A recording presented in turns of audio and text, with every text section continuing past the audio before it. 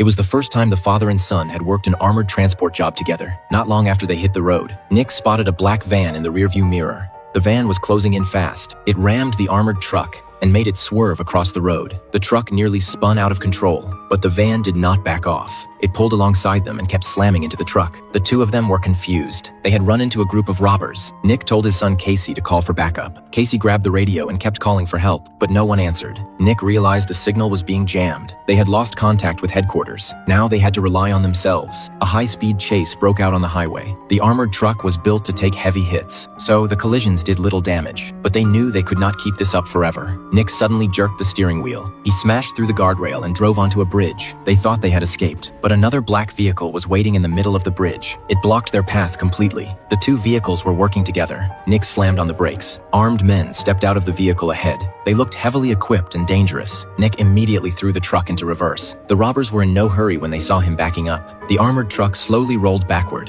while the robbers steadily closed in. Then the other black van appeared behind them again. The armored truck was trapped from both sides. Luke stepped out with his crew. They opened fire on the armored truck.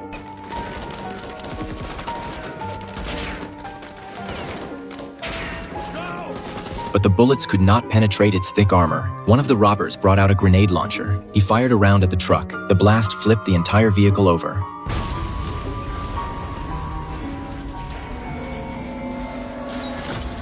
The father and son were left dazed by the impact. They had to find cover immediately. They pushed open the door and climbed onto the overturned truck. Luke spotted them right away. A hail of bullets flew toward them. They had no choice but to dive off the side to avoid the gunfire. Now, they were trapped from both directions. Even in this situation, Nick stayed remarkably calm. He told his son to fight back. As soon as the robbers started reloading, the instant their guns ran empty.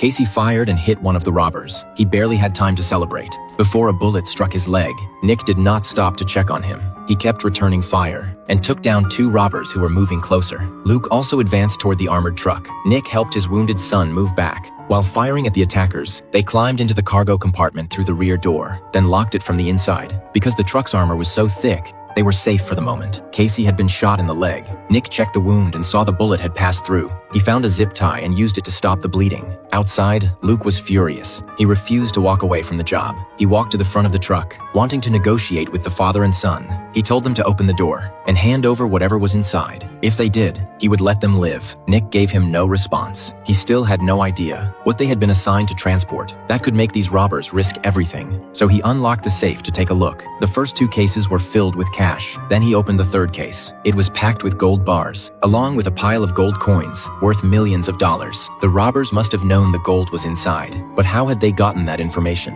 While Nick was trying to figure it out, a strange sound came from outside. Luke had run out of patience. He threw tear gas around the armored truck, planning to smoke the father and son out.